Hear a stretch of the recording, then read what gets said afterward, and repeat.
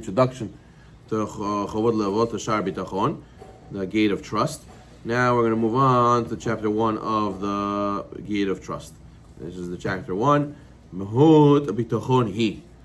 Now the Chavod Levot begins this gate of trust by explaining what Bitachon, what trust in Hashem means. Now you have to get the two things clear. There is emunah, there's faith in God, and then there's bitachon, trust in God. And we explained many times that emunah is more of the mental aspect. Do you believe? Or like people have to have proofs of God. People have to decide that yes, I believe and acknowledge that God is Hashem is the truth, and I have to do what He says, and I have to live my life according to the Torah. That's the mental aspect. That's the belief of emunah. But then trust is that your actual emotional response to life and to what happens to you changes as well because of your faith, because of what you believe in.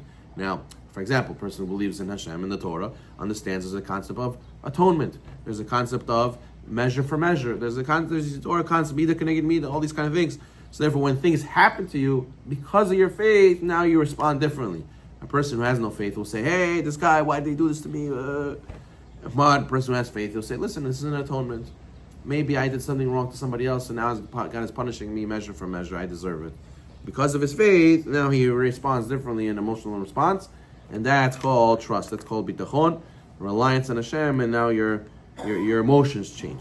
Mahut bitachon the essence of bitachon is menucha nefesh uboteach. Is the one who trusts has peace of mind. To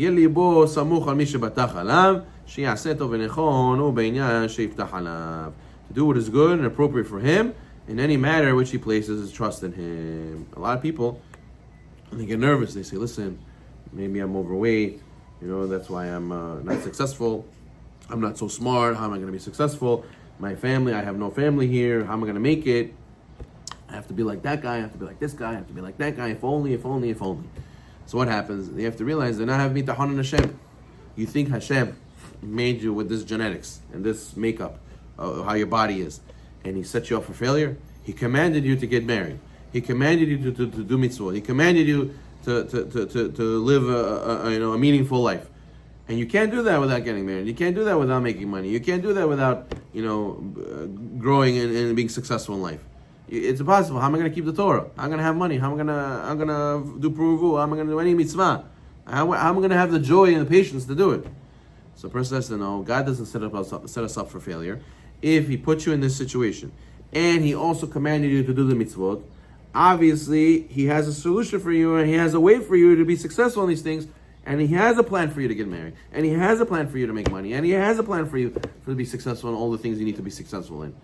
The problem is we don't imagine such a thing. We're very close-minded.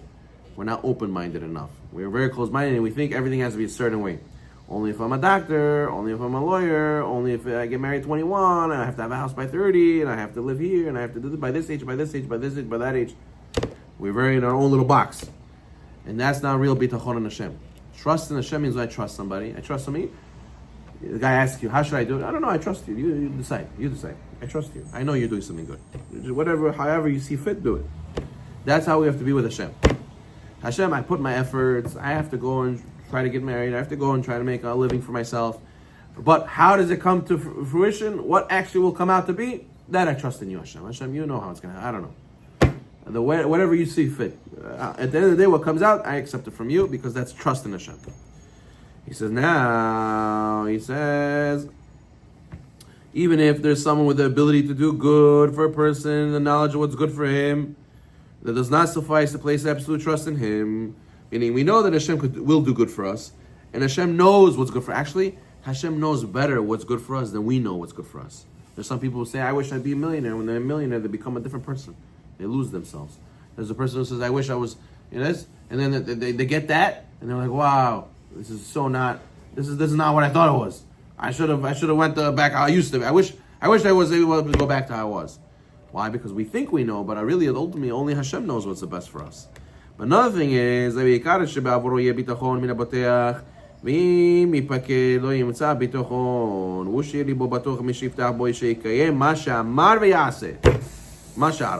he says, is a fundamental element which provides a basis for having trust in another person.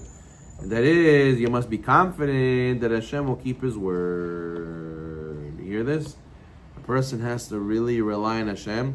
What do they do by team building? They make the employees stand with each other, and there's the trust fall. They have to go, and one guy stands, two guys stand behind him, and he lets himself fall backwards, and he lets the guys catch him because he has to learn to trust his co-workers, right? Same thing with HaKadosh Baruch Hu. When you believe and say, I'm a religious Jew and I believe in the Torah, I'm a Torah observant Jew, that you all, and part and parcel of that is I have to trust in Hashem and be willing to fall back and know Hashem will catch me. And know that Hashem will provide what he promises, right? And a person who doesn't do so then he's lacking in his bitachon.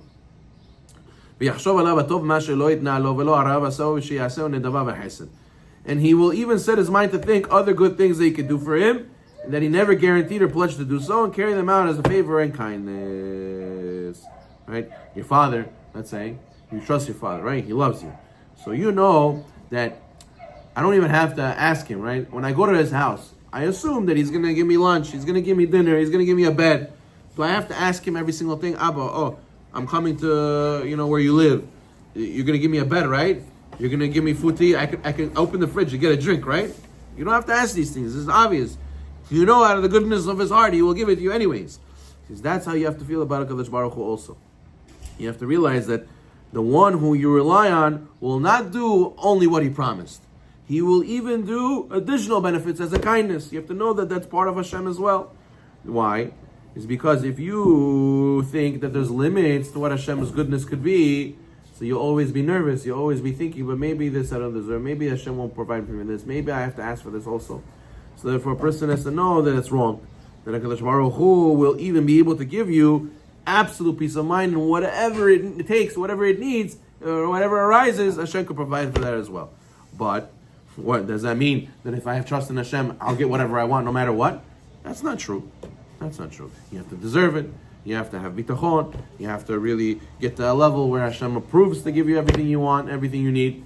But once you set your mind to being a righteous person and having bitachon, so then you should know that Hashem is able to provide for all those things. As opposed to a person who has no bitachon, who thinks, I have to be self-sufficient, and my destiny is in my hands solely, and I have to do everything for myself, and the reason why I'm successful is because of my skills and my intellect and my whatever it is. Person has bitachon realizes that no, I have to rely on Hashem, my provider. He will give me confidence and He will give me peace of mind. And I trust Him that even if He will have to go beyond His commitment when a situation arises for it, He will. And that's why a person has to learn to be open-minded with Hashem, and that's bitachon. If you're closed-minded with Hashem, then He can't provide for you, and you have to do for yourself. So you should realize that you're lacking in bitachon. Baruch Adonai.